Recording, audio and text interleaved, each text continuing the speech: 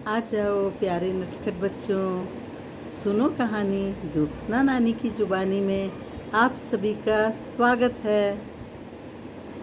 आज तुमको जो कहानी सुनाने जा रही हूँ उसका नाम है चालाक बिलाव। जो मोटा वाला बिलाव होता है ना, बिल्ली जैसा, उसकी कहानी सुनाऊंगी। एक बहुत बड़ा जंगल था, बहुत घना। उस जंगल में एक बहुत बड़ा पेड़ था। उस पेड़ में एक प्यारी सी गौरैया रहती थी। गौरैया का जो घर था, बहुत सारे उसमें पक्षी रहते थे। तरह तरह के पक्षी खेलते थे, कूदते थे, डाल में इधर से उधर कूदते थे। तो वो जो गौरैया पक्षी थी, वो जो पेड़ का जो तना था उसके नीचे थोड़ा सा खोखला हिस्सा था। उस खोखले हिस्से को कोटर कहते हैं। तो वो कोटर में रहती थी गौरैया। तो एक दिन वो गौरैया उड़ते उड़ते कहीं बहुत दूर चली गई भोजन की तलाश में, और बहुत दिनों तक वो नहीं आई।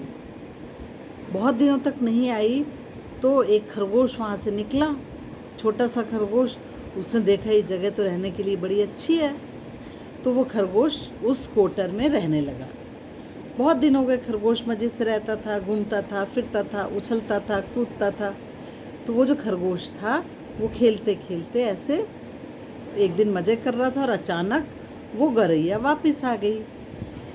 गौरैया ने कहा, अरे खरगोश भाई, ये तो मेरा घर है, मैं यहाँ रहती थी। तो खरगोश ने कहा, जानवर और पक्षियों का कोई घर नहीं होता, जो जहाँ रहता है वही उसका घर हो जाता है। तो उसने कहा, ऐसा नहीं हो सकता, मेरा ही घर है ये तो इस मामले में दोनों की बहस होने लगी। तो दोनों ने कहा, चलो अच्छा ऐसा करते हैं, लड़ाई नहीं करते हैं, अपन चलते हैं किसी से इसका फैसला करवाते हैं। दोनों तैयार हो गए, दोनों गए। चलते चलते उन्होंने देखा एक जगह आंख बंद करके, आंख मूंदे अपना ध्यान मग्न होके एक बिलाव बैठा था।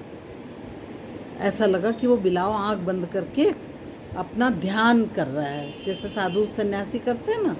तो उसको लगा कि ये ध्यान कर रहा है। तो खरगोश ने बोला, चलो चलो अपन इसी से पूछ लेते हैं कि कौन रहेगा उस घर में, उस वृक्ष की कोटर में।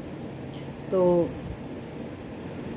गौरैया ने कहा, नहीं नहीं, ये तो अपना जन्मजात दुश्मन है। तो बोला, कोई बात नहीं, ऐसा करते हैं अपन इससे बहुत दूर बैठते हैं, अगर ये अपनी तरफ आएगा तो अपन भाग जाएंगे। मैं तो बहुत तेज़ दौड़ता हूँ और तुम उड़ जाना। तो उसने कहा, हाँ ये ठीक है। तो दोनों दूर से ही उससे बातें करने लगे, और दूर से ही उन्होंने कहा, बिलाव राजा, बिलाव राजा, एक बात बताओ। ऐसे करके उन्होंने दोनों ने अपनी अपनी बात कही। तो बिलाव ने बोला, अरे मित्रों, मैं तो आजकल बहुत सीधा हो गया हूँ, मैं कोई मांस मछली और कुछ भी खाता नहीं हूँ, मैं तो बिल्कुल साधु संत हो गया, मैं किसी को भी मारता नहीं हूँ।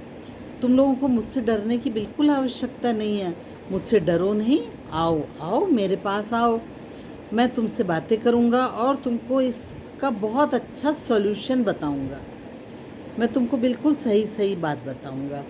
वो दोनों उस पर विश्वास कर लिया और दोनों बिलाव के समीप आए। जैसे ही बिलाव के समीप आए, अवसर पाकर बिलाव ने झपट्टा मारा। एक झपट्टे से खरगोश को मारा, दूसरे झपट्टे से गौरैया को मार दिया। तो इस कहानी से हमको क्या शिक्षा मिलती है कि कभी भी हमको दुष्टों का विश्वास नहीं करना चाहिए। दुष्ट तो दुष्ट ही रहता है।